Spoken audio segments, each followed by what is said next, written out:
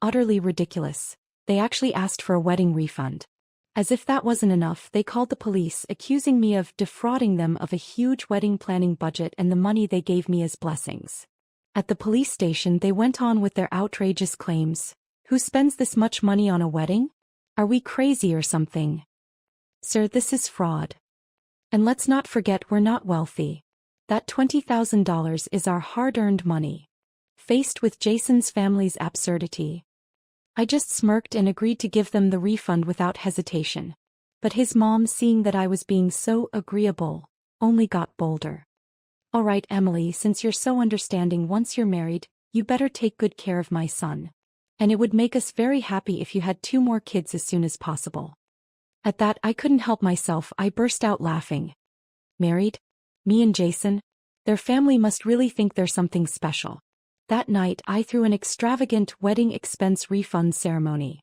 The next morning, Jason's family found themselves trending on social media, becoming the latest gossip and a punchline for everyone. I was just about to sign the car purchase contract when the phone rang. Before our engagement, Jason and I had already agreed. His family would symbolically contribute $20,000, and I would buy a $50,000 new car as our wedding gift. Everything was going smoothly, or so I thought. But the first thing the caller said after I picked up left me frozen in place. Ms. Emily Carter. We've received a lawsuit. You are suspected of financial fraud. Please come to the police station as soon as possible. What? I almost dropped my pen. Officer, you must be mistaken. I've never done anything like this. Are you sure you've got the right person? But then the voice on the other end clearly listed my full name and license number. The amount involved was exactly $20,000. Without thinking, I glanced at Jason. His face immediately froze. What's going on? Isn't that $20,000 our wedding gift money? Your parents aren't just messing with us, are they? Jason's eyes flickered. And he hesitated before saying, it's nothing, probably a scam call. I'll handle it. Just sign the contract. We're buying the car today, remember? With that, he snatched my phone away and quickly walked out. His odd behavior instantly set off alarm bells in my mind. I quietly followed him and, to my surprise, overheard him talking on the phone in a low voice, his tone tense and impatient. Mom, didn't we agree not to bring this up? We haven't even gotten the car yet. If she starts suspecting something, it's all going to fall apart. All right, I'll take care of it. Don't worry. His voice trailed off as he walked further away, and though I couldn't hear him clearly anymore, a growing sense of dread settled in. This was definitely more than it seemed. Before Jason returned, I decisively signed the car contract. Following the process, I paid in full, got the insurance, and completed all the paperwork in one go. Everything went as planned, with one small difference. I crossed Jason's name right off the car purchase contract. I paid for every penny of this car. If he stayed out of trouble, we could continue on as if nothing had happened. But if he had other plans, I wouldn't be the fool in this game. About half an hour later, Jason finally showed up. When he heard that I had already taken care of everything, he visibly relaxed and eagerly reached for the contract to check it. With excitement, he said, "Baby, you really know me. I've been wanting this dream car for so long." I gave him a smile and gently placed my hand over his, keeping my tone light. "Let's not worry about the contract right now. Let's go check out our car first. The contract can wait." Without a second thought, Jason, completely unsuspecting, happily ran off to inspect the car. Seizing the opportunity, I quickly tucked the contract away and casually asked, "By the way, what exactly happened earlier? Was I really being accused of fraud? You were gone so long, I was so worried," I added, pretending to be concerned. Jason's smile faltered and he awkwardly rubbed his nose. It's no big deal. I think they just wanted you to go to the station." "No big deal. Then why was I being dragged into the police station? What were his parents up to now?" I didn't have time to wait through the tedious car pickup process. I hopped in the car, floored the gas pedal, and headed straight for the police station. The moment I walked in, I heard Jason's mother, Susan, shouting from the lobby. "Who would spend so much on a wedding? Are we crazy? Sir, this is fraud. We're not rich. That's $20,000, our hard-earned money. You have to help us." And then she actually grabbed the officer's sleeve and started throwing a tantrum, rolling on the floor. The officer, looking utterly exhausted, could only repeatedly try to calm her down and prevent her from disrupting the police station. When everyone noticed me walking in, it was as if they had just spotted a savior. One of the officers came over, speaking in a calm, steady tone. "Ms. Emily Carter, we've received a report. They claim you illegally received a large wedding fund of $20,000. Can you verify the situation? If the accusation is true, you may need to cooperate in refunding the money." Susan immediately became overly enthusiastic, nodding vigorously and practically spitting as she spoke. "Absolutely true. The money is in her account. Get her to return it." I stood frozen in place, my mind temporarily shutting down. What on earth was she saying? So, just one day after our engagement, my future in-laws had come to the police to accuse me of fraud? This had to be the pinnacle of absurd cases. I turned to Jason, forcing a smile as I suppressed the fury rising inside me. "We already agreed on the wedding gift money a few days ago, didn't we? Your family was there when we discussed it. No one objected. So what's going on now? Did something change, or is there a misunderstanding?" Jason's gaze flickered, his demeanor nonchalant as ever. He even patted me on the shoulder and casually said, "Emily, darling, don't misunderstand. My parents just think $20,000 is too much for them, especially since their finances aren't great right now. We don't need to make the wedding that extravagant. That would just be a waste of money. Don't worry about it, okay? The important thing is that after we get married, I'll treat you well. That's all that matters." And then he kept going more and more confidently, with not a hint of guilt in his voice. I stared at Jason's familiar yet strange face, feeling a sudden sense of disorientation. Just last week in front of my parents, he swore to God that he would always put me first, that he would never let me suffer, no matter the circumstances. We'd been together for 3 years. He wasn't the most outstanding man, but he was the most thoughtful. He would carry me for 2 miles to the ER when I twisted my ankle. He'd wake up every morning at 6 to make me breakfast, and whether it was raining or snowing, he was always there to pick me up and drop me off at work. He'd get up at 3 in the morning just because I suddenly craved a cup of hot chocolate. I always believed that if a man treated you well, then that was true love. But today I finally realized I was wrong. Marriage isn't just about being treated well. Because a man's kindness is the cheapest thing and it can change in an instant. When I really thought about it, we had always split our daily expenses evenly. He had never given me any expensive gifts, but I, on the other hand, had bought him and his family plenty of designer shoes and watches, all out of affection. I kept telling myself that our backgrounds were too different. He came from an ordinary working-class family, so I shouldn't have too many expectations of him. That's why I never asked for any money from his family. But his parents, maybe they were too satisfied with my family's status and wealth. When we first met, they generously offered to help with our wedding costs. Maybe they thought this would stabilize me and push Jason and me to marry sooner. But I never imagined that those $20,000 would mean so much to them. Seeing Jason's aggressive parents and him standing by, coldly watching, I couldn't hold back anymore. I let out a bitter laugh. "So, you're backing your parents up with this police report. And you even waited until I bought the car to bring me here. What, were you worried I'd back out?" Jason's face instantly changed and he snapped, clearly hit where it hurt. "Stop talking nonsense. What does the car have to do with this? Emily, are you really this superficial? Your family isn't missing a few $1,000. Without that $20,000, you're not getting married." There was his true face. Now that he had the car and the engagement, Jason thought he had me right where he wanted me. But what he didn't know was that the one thing I hated most in life was being manipulated. He thought he could take advantage of me. He was going to pay a price for that. "Why are you in such a rush? Do you think I'm that kind of person? It's just a refund. Of course I'll refund it." With that, I quickly signed the mediation agreement at the police station, voluntarily agreeing to return the $20,000 wedding gift. Susan, who had been so smug, found her smile faltering when she saw how smoothly everything was going. Her eyes narrowed, filled with suspicion.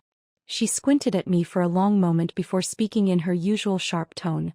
"I warn you, don't try any tricks. When we say refund, we mean it. And that car? You gave it to my son voluntarily. Our family won't pay a penny for it. Don't even think about backing out. Once something's given, it can't be taken back. As I paused while signing, I looked up and met her eyes with a knowing gaze. So the money can be taken back, but the car can't. Susan's smug expression immediately froze, her mouth opening and closing as if she couldn't find the words. She knew she was in the wrong and for once fell silent, closing that incessantly chattering mouth. Once the agreement was signed, Jason grinned and stepped forward, eager to take my hand. Without hesitation, I pulled my hand away, watching as his smile faltered, but he still tried to soothe me with his usual empty words. "Baby, don't worry. I'll definitely remember all the good you've done for me. When we're married, your dad can help us with the down payment for the house. And with your salary. Don't you think our life will be great? Trust me, I'm a potential goldmine. Marrying me? You're definitely getting a good deal." I didn't respond. I didn't even look at him. I silently grabbed my bag, casting a contemptuous glance at all of them, then turned and walked away without a second glance.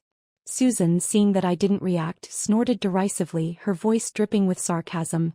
Goodness, still not even married to Jason and already acting like this, showing us no respect.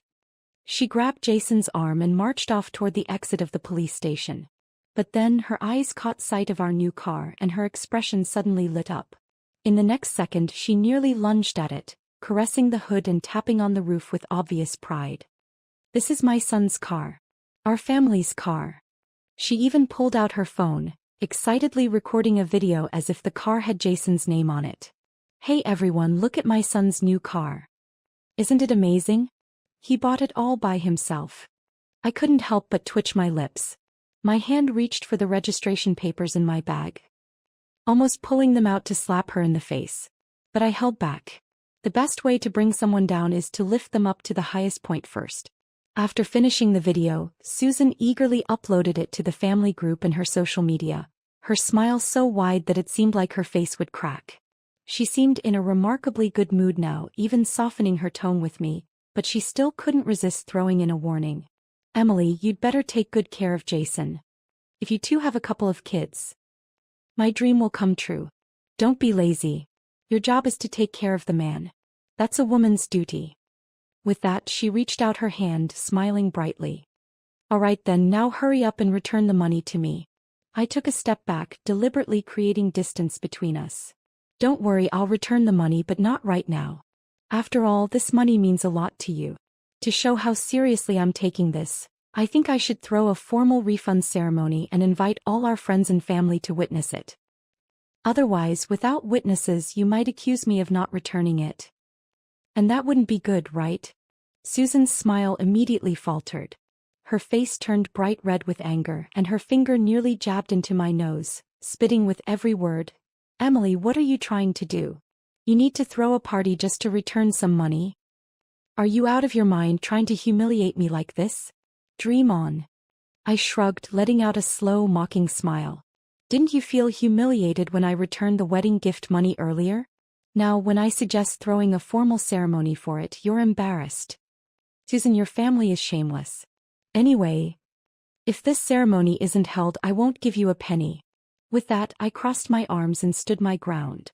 Jason, seeing my firm stance, quickly pulled at his mother's sleeve, and the two of them whispered behind my back. "Mom, just go along with it. We won't lose anything. I got a free car out of it." Susan's face twisted with reluctance, but when she heard car, her eyes lit up immediately. She hesitated for a moment, then reluctantly nodded, agreeing to my request. Objective achieved, I moved into action. That evening, I made sure to organize a grand wedding gift refund ceremony. I not only booked a restaurant but also hired a live band, making a spectacle of it all with loud drums and gongs, spreading the word across the town. On stage, I took the microphone with a bright smile. Good news, good news. Congratulations to Jason's family. After a successful engagement, they took their future bride to the police station and successfully reclaimed their $20,000 wedding gift. This is a major breakthrough in modern marriage. Let's give them a round of applause.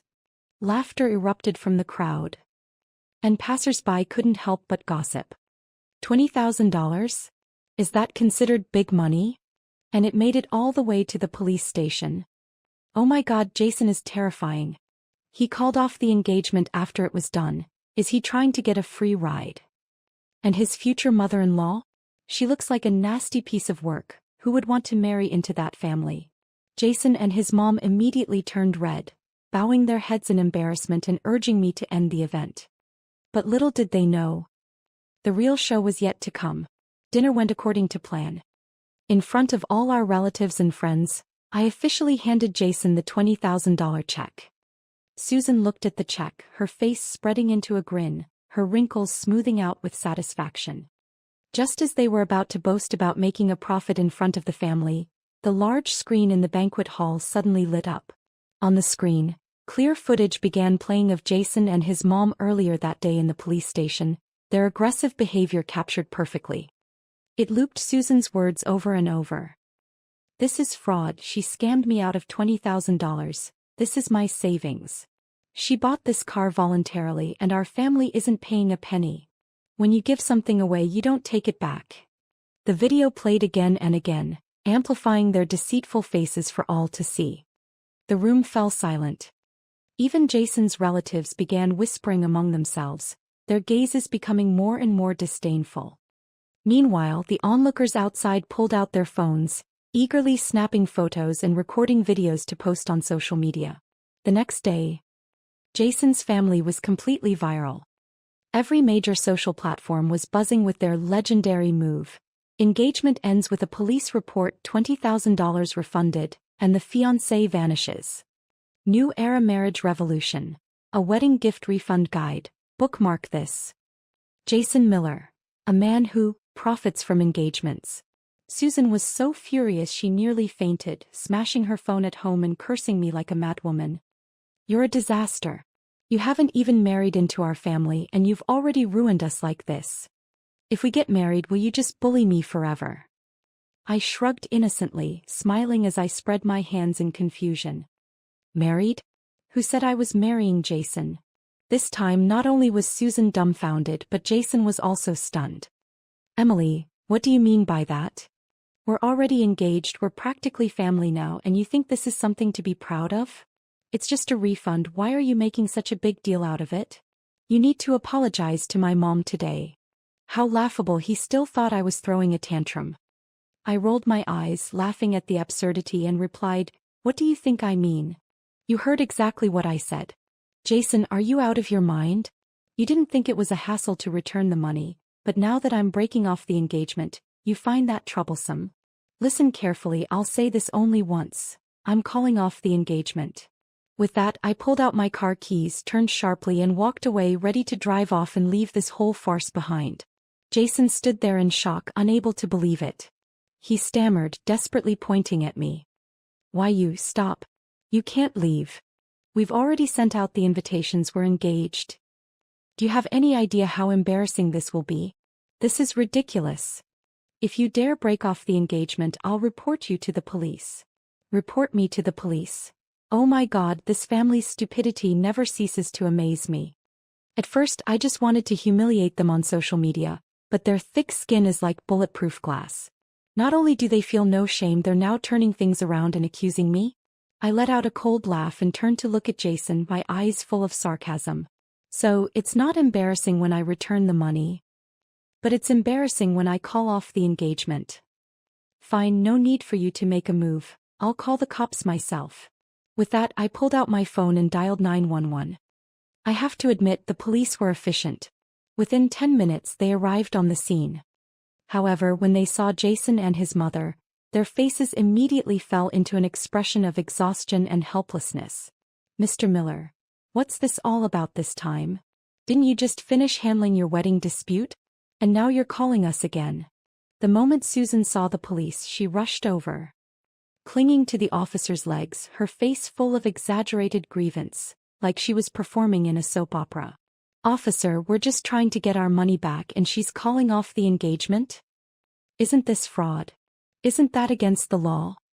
The officer listened, his face full of confusion. He glanced at me, then at Jason and his mother, his tone full of disbelief and exasperation. "So, you mean to say, Miss Carter, even though you don't want to marry your son, they're trying to force you?" Susan nodded vigorously, acting as though she had every right to do so.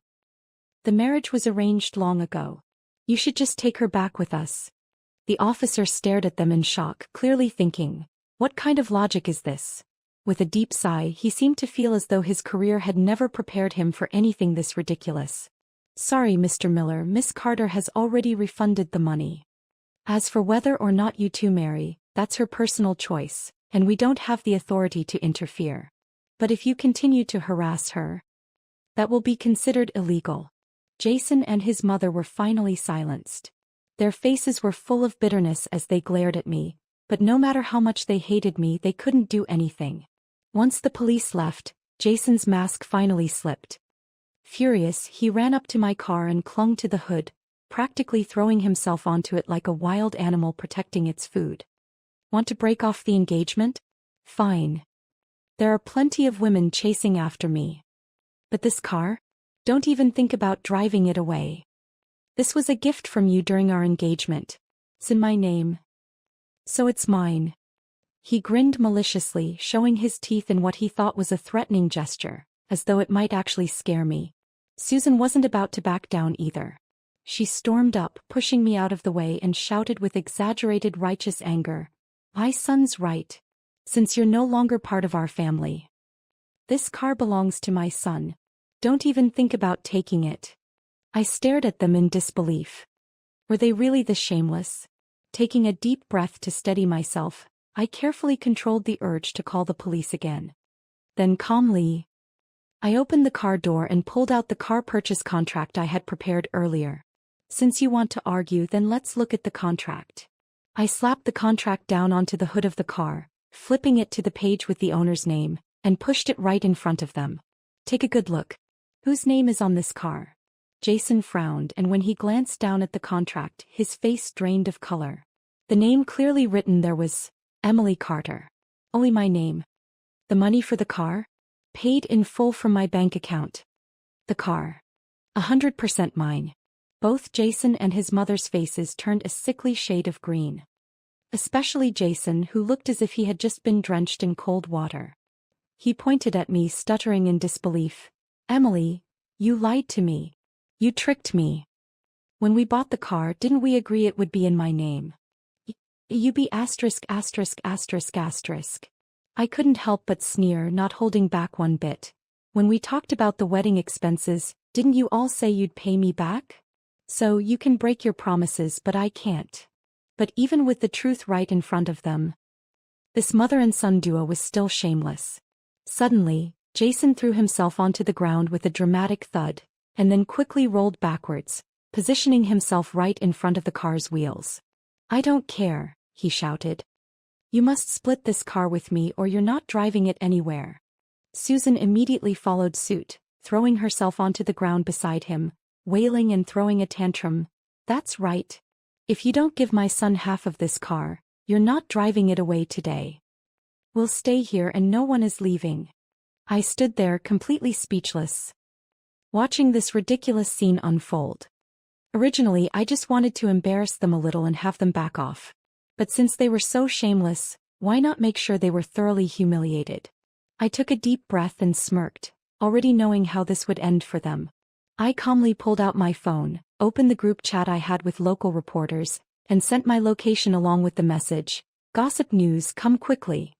Since the wedding planning refund drama had already gone viral in town, several media outlets had approached me for interviews about my experience. But I always thought it wasn't worth making a big deal out of, so I had turned them all down.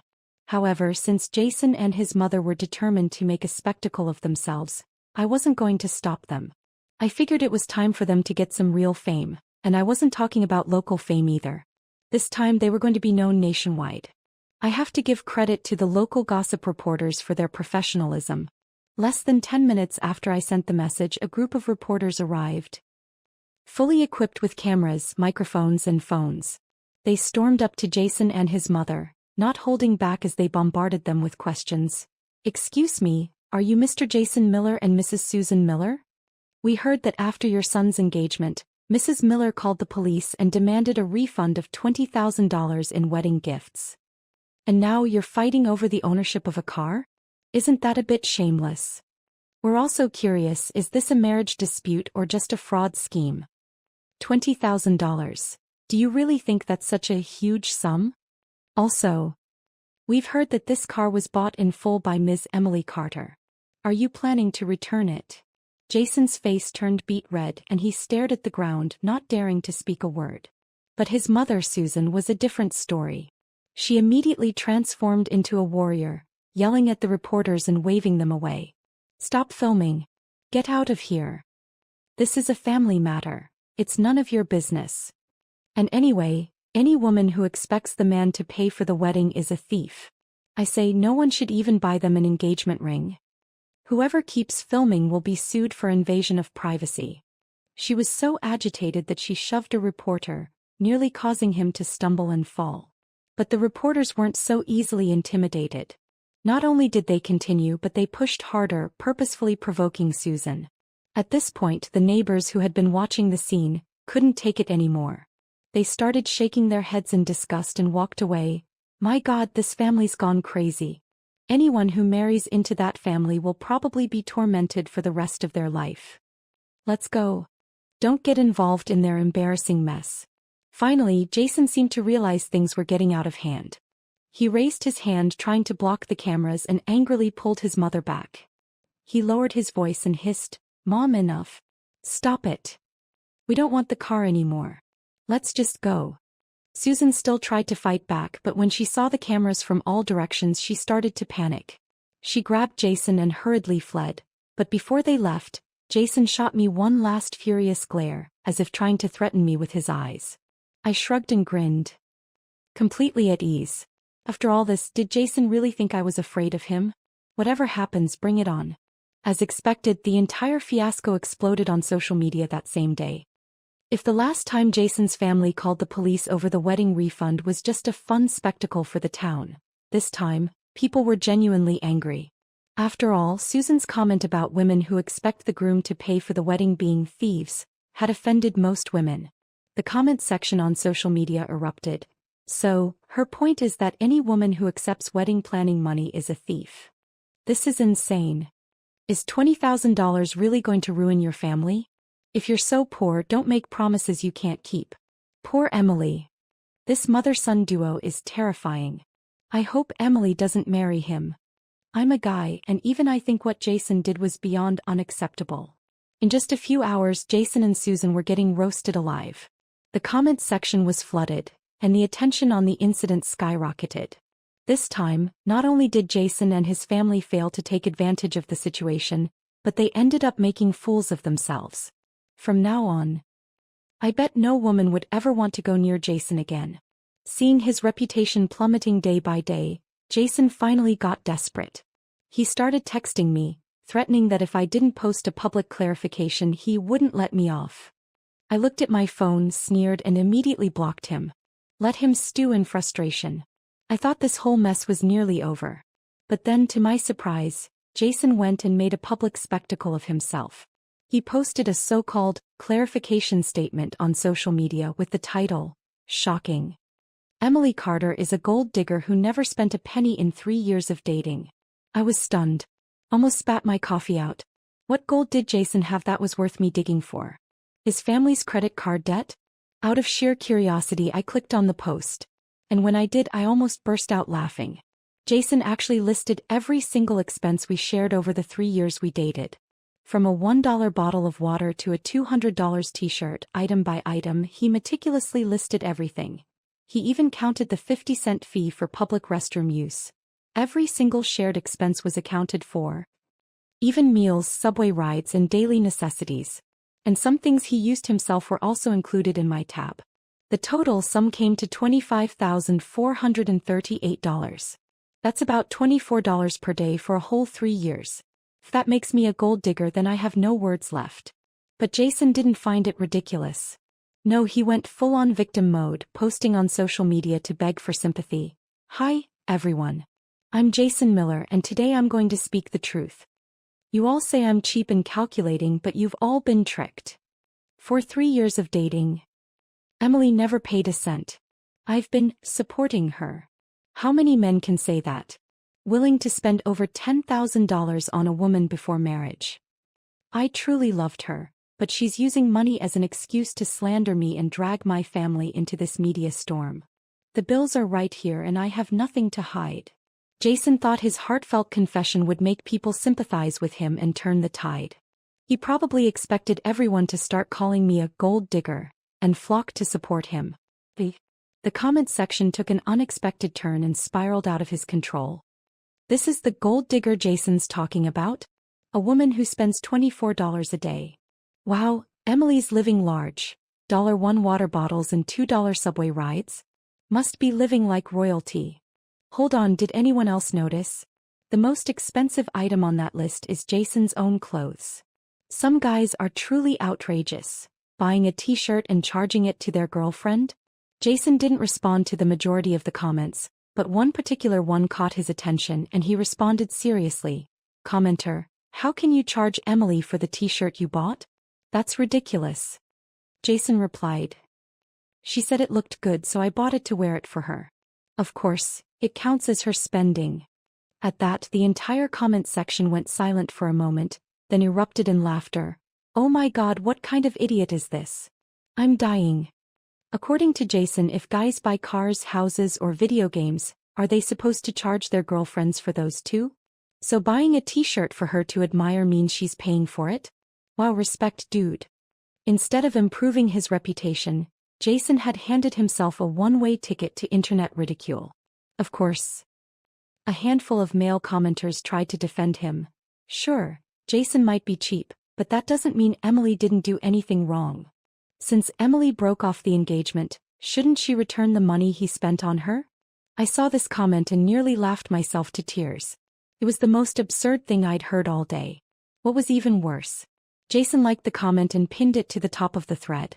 And then a bunch of guys started betting on whether or not I would pay the money back. Don't worry, I'll definitely return that money.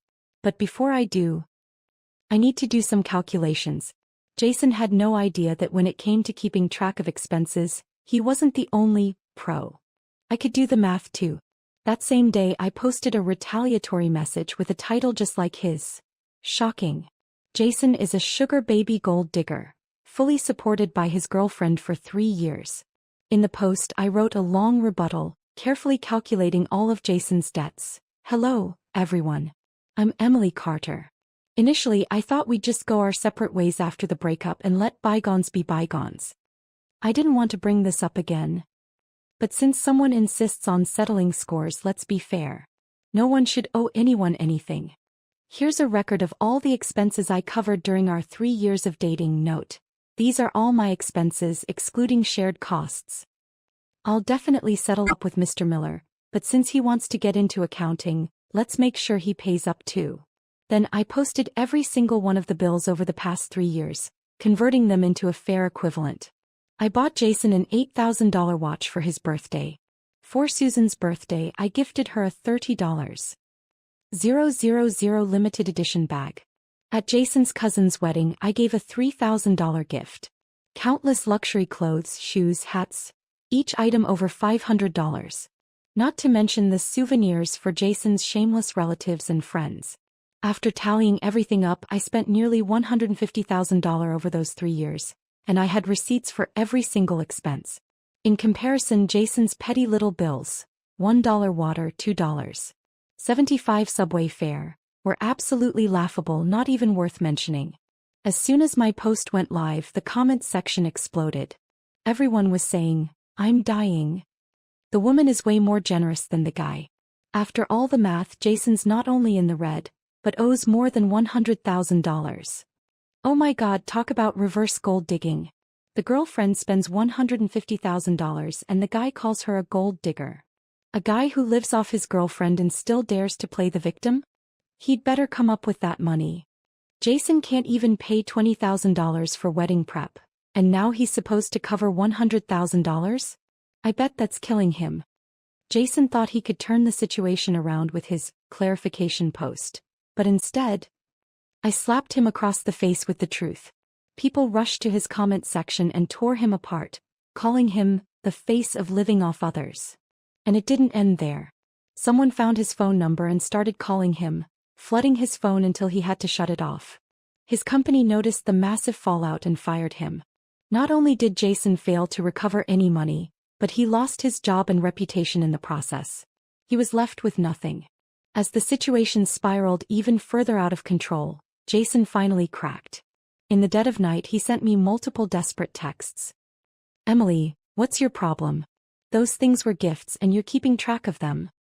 I let everything go before, but now you're just trying to ruin me. Is this what you wanted? Now I've lost my job, are you happy? I didn't post that statement to make you pay me back. I'm not that petty. Let's just drop this and move on. It's over." His little drama was almost touching. I looked at the messages, couldn't be bothered to reply, so I just screenshot them and posted them on social media with my own caption. "Jason, you're thinking too highly of yourself.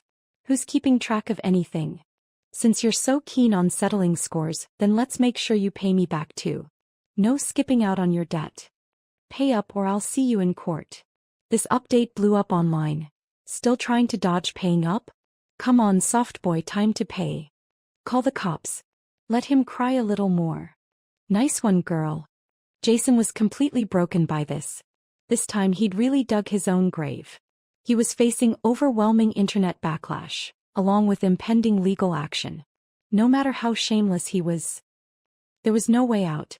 In the end, his family scrambled together and finally transferred the $20,000 wedding prep fee, plus an additional $5,000 in compensation, straight to my account. When I saw Susan's face, full of anger and frustration, I couldn't have felt more triumphant. I thought this mess was finally over. As long as Jason and his family kept quiet, the online crowd would lose interest and move on to the next drama. But I never imagined Jason would show up at my office. And what's worse, he actually had the nerve to make a scene in front of all my colleagues, shouting loudly, "Emily, look, didn't we agree on this? The wedding prep cost $20,000 and I've paid you back.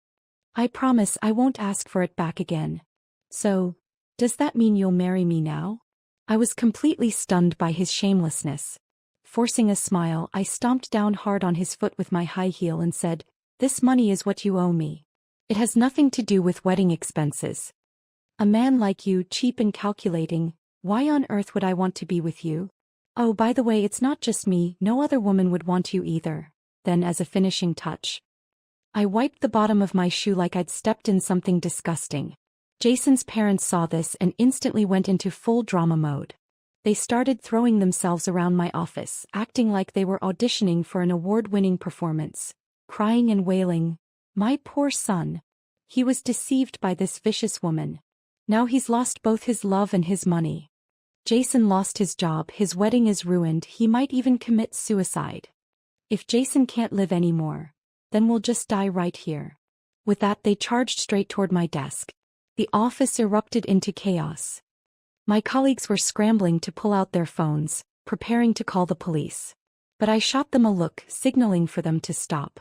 If we called the police now, they'd just be temporarily removed, and in a few days they'd be back at it again. To get rid of these leeches for good, I needed a more permanent solution. So I faked fear, trying to sound pitiful and pleading, "Please calm down. Let's talk about this. As long as you stop making a scene in my office, I'll try to meet whatever demands you have." As soon as Jason's parents heard this, their eyes lit up. They exchanged a look as if they had me cornered. Susan immediately turned smug, her voice dripping with superiority. "Oh, now you're scared, huh? Why didn't you act like this earlier? We're not unreasonable people, you know." Then she switched gears, her expression darkening and her tone taking on a more threatening edge. "But there has to be some compensation, right? Look at what you did to Jason. You ruined his job, and that's a huge loss. What are we supposed to do about that?" I acted like I was deep in thought, flipping through my wallet with a distressed look, biting my lip as if I were in some kind of financial crisis. "But I really don't have much left." I paused dramatically, giving them a pitiful look, the image of a helpless rabbit backed into a corner.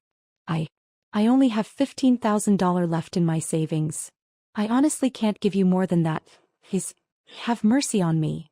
At the mention of the $15,000, Jason's parents' eyes practically gleamed with greed. They didn't even notice my act. They were too busy eyeing me with hungry, calculating stares. Looks like they took the bait. At first, Jason's family hadn't planned on asking for an outrageous amount, but as soon as they heard I only had $15,000 left, their eyes lit up like wolves spotting their prey. $15,000? Well, fine. We'll take $15,000 as compensation for my son's emotional distress. If you don't give it to us, we won't leave you alone. We won't just cause trouble at your office. We'll go to your house, to your parents' house. After all, we have nothing left to lose. There's nothing you can do to scare us. Susan sneered as she spoke, her expression full of malice and threat. I immediately gave in. Pretending to be intimidated, I quickly pulled out a check, speaking in a soft and anxious tone. Okay, fine. I'll give you what you want, but please don't go to my parents. I put on a pained expression, but in my mind I was already calculating. $15,000?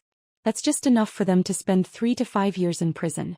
To make sure I had proof, I even suggested we sign a compensation agreement.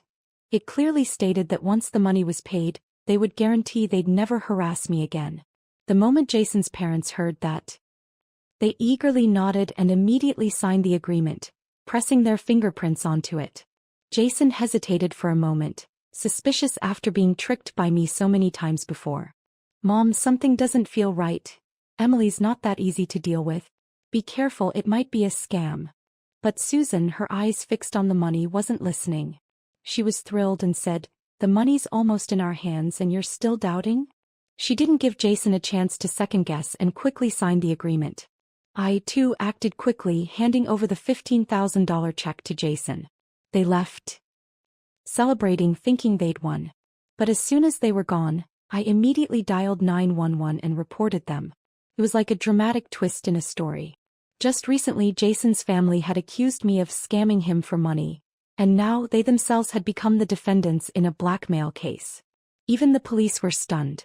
When Jason was called into the station, his face dropped completely. He looked utterly defeated, clearly realizing he had walked straight into my trap. But Jason's parents were still clueless, not understanding the gravity of the situation. They were still yelling. How can this be blackmail? She gave us the money voluntarily. Susan angrily pointed at the contract, shouting, Look, it says clearly here that she gave us the money willingly. The officer glanced at the contract, a slight smirk appearing at the corner of his mouth. Oh, willingly. He looked at them with raised eyebrows. Well, let's see. The contract clearly states, after receiving this money, the Miller family must cease all harassment of Emily Carter. That's pretty much a textbook case of blackmail and threats. Jason's family went silent. They finally realized something was wrong, but it was too late. The police immediately ordered Jason to return the $15,000 and closed the case with charges of blackmail. In the end, the court ruled. Jason, as the main conspirator, was sentenced to 5 years in prison for blackmail.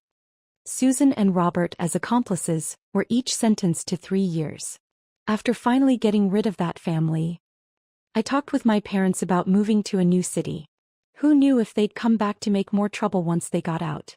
Later, I turned this battle of wits with a crazy man and his family into a novel, and to my surprise, it became somewhat popular on various platforms. I hope my experience can serve as a warning to all girls. Choose your partners carefully. Every girl is the most wonderful being